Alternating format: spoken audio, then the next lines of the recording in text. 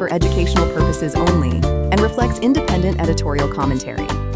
It is not medical advice and should not replace clinical judgment or review of primary sources and guidelines. The views expressed are those of the host and contributors. Welcome to EP Edge Journal Watch. I am Dr. Sharma and thank you for joining me. Before we start, a quick note on statistics, because I want this episode to work not just for electrophysiologists, but also for nurses, nurse practitioners, fellows, and the broader EP team. When I say hazard ratio, think of it as a comparison of how often an event happens over time in one group versus another. A hazard ratio of 1 means no difference. Above 1 means the event is happening more often in the study group. Below 1 means it is happening less often. When I mention a confidence interval, that is the range of values within which the true effect probably lies. If that range crosses 1 for a hazard ratio or an odds ratio, the result is less convincing statistically. And when I say p-value, that is simply the probability that the difference we saw could have happened by chance if there were really no true difference. Lower p-values make the result more statistically persuasive, but they do not tell us whether the finding is large, important, or clinically useful. Let's start with cannabis and arrhythmia risk. This study was done because cannabis use is rising rapidly, while the cardiovascular conversation around it still often lags behind public perception.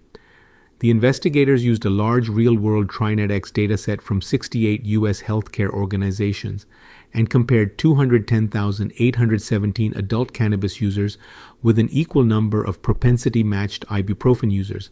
They excluded other recreational drug users, which is important because it reduces some obvious confounding.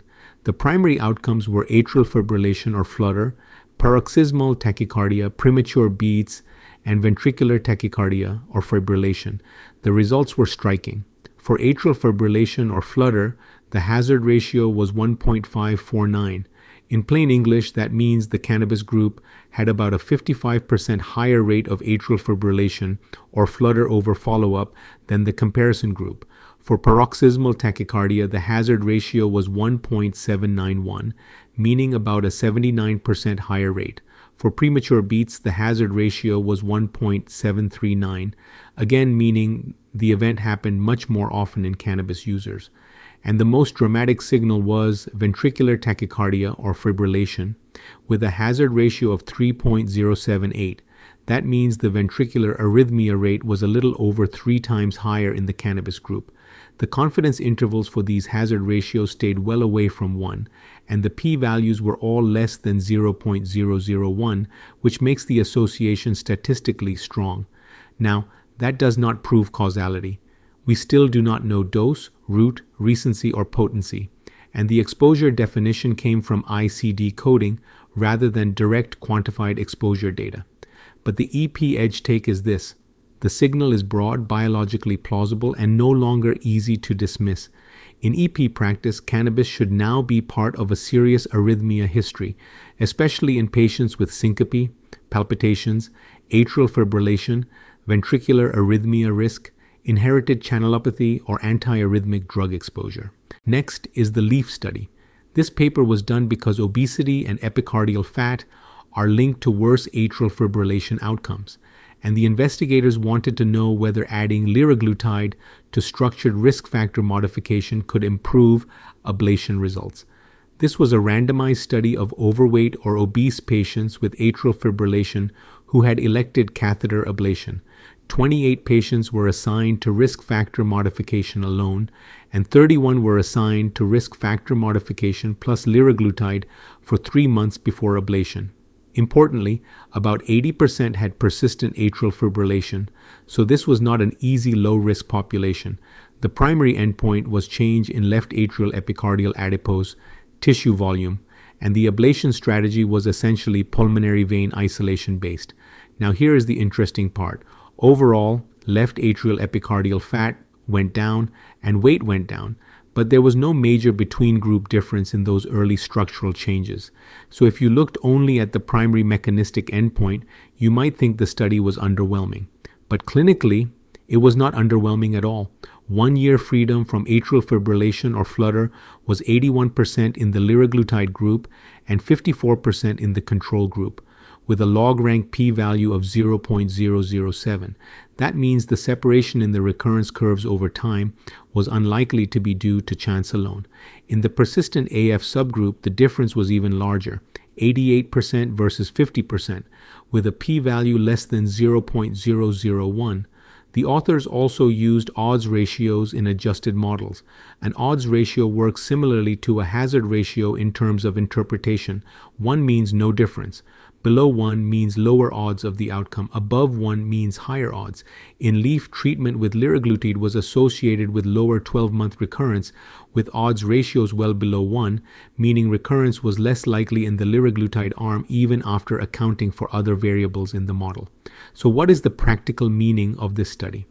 The paradox is the story. Liraglutide improved rhythm outcomes without clearly outperforming control for early weight loss or epicardial fat reduction. That opens the door to broader substrate effects, possibly through inflammation, adipose biology, autonomic pathways, or what we might call pre-ablation substrate stabilization. The study is small and single center, so this is not yet a blanket practice change. But the EP edge take is that this may be the early outline of a true pharmacologic adjunct to AF ablation, especially in obese patients with persistent atrial fibrillation, where substrate matters and where simply adding more lesions has so often disappointed us. Now to FARS AF2. This paper was done because the usual clinical categories of paroxysmal versus persistent AF are often too blunt to predict who will actually do well with a pulmonary vein isolation-only strategy. The investigators prospectively enrolled 219 patients undergoing first ablation and measured a pulmonary vein signal called FARS-10, which is the average of the 10 fastest consecutive repetitive similar morphology intervals recorded in the pulmonary veins during atrial fibrillation. The primary endpoint was recurrence of AF, atrial flutter, or atrial tachycardia after a PVI-only approach. The key finding was the shortest pulmonary vein FARS-10. When that value was 155 milliseconds or less, recurrence was significantly lower. The hazard ratio in the overall cohort was 0.34. In plain language, that means the recurrence rate over follow-up was about 66% lower in the fast pulmonary vein group than in the slow pulmonary vein group. In persistent AF, the hazard ratio was 0.40, meaning about a 60% lower recurrence rate. In paroxysmal AF, the hazard ratio was 0.18, meaning an even larger reduction in recurrence risk over time. The study also reports an area under the curve, or AUC, for the cutoff of 155 milliseconds. A UC tells you how well a test separates those with recurrence from those without it. An AUC of 0.5 means the test performs no better than chance. An AUC of 1.0 means perfect discrimination. Here, the overall AUC was modest, but the signal remained meaningful enough to suggest that pulmonary vein physiology may classify PVI-only responders better than AF label alone. The EP edge take is that this is one of the more intellectually important AF ablation papers in the issue. It shifts the conversation away from simple category labels and toward physiologic phenotyping. We are not yet ready to build every workflow around FARS-10 because it is still manual and still needs broader validation. But conceptually, this is where the field needs to go. Not just paroxysmal versus persistent, but who is actually PV driven and therefore likely to respond to PVI alone. Next, the vein of Marshall ethanol infusion review. This paper ties anatomy, mechanism, and procedural execution together beautifully. The reason this technique exists is that the vein of Marshall and Marshall bundle may contribute to AF through triggers, autonomic input, and epicardial substrate, particularly around the mitral isthmus. Because this region is often protected by fat and difficult to eliminate with endocardial energy alone, the vein of Marshall can be used as a vascular route for retrograde ethanol infusion. The review summarizes randomized evidence showing that in the venous trial, sinus rhythm at 12 months was 49.2%, with vein of Marshall ethanol infusion plus ablation versus 38% with ablation alone. That is an absolute difference of a little over 11%. It also highlights randomized data showing much better acute mitral isthmus block rates with vein of Marshall ethanol infusion added to radiofrequency ablation, 94% versus 43%. So the EP edge take is that this is no longer just a niche trick. It is becoming a rational substrate adjunct in persistent AF, especially when durable mitral line creation is part of the procedural goal.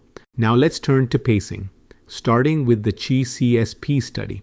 This was a large prospective registry from 5 Chinese centers with 3,336 attempted conduction system pacing implants and successful implantation in 3,167 patients. The mean follow-up was about 41 months, which is valuable because this is no longer just acute implant performance. This is long-term behavior. The investigators separated left bundle branch area pacing into true left bundle branch pacing, unclassified left bundle branch area pacing, and left ventricular septal pacing. That classification turned out to matter a great deal. Threshold rise of at least 1 volt at 0.5 milliseconds occurred in just over 5% of his bundle pacing patients, but only about 1.8% of the broader left bundle branch area pacing group. And in patients with left bundle branch block and heart failure with reduced ejection fraction, the improvement in ejection fraction was much better with true conduction system capture than with left ventricular septal pacing. His pacing improved ejection fraction by about 21.9%, left bundle pacing by about 20.9%, but left ventricular septal pacing by only about 12.1%. The composite of death or heart failure hospitalization in that subgroup was also much worse with left ventricular septal pacing, 33.3%, compared with 8.6% for left bundle pacing and 15.4% for unclassified left bundle area pacing.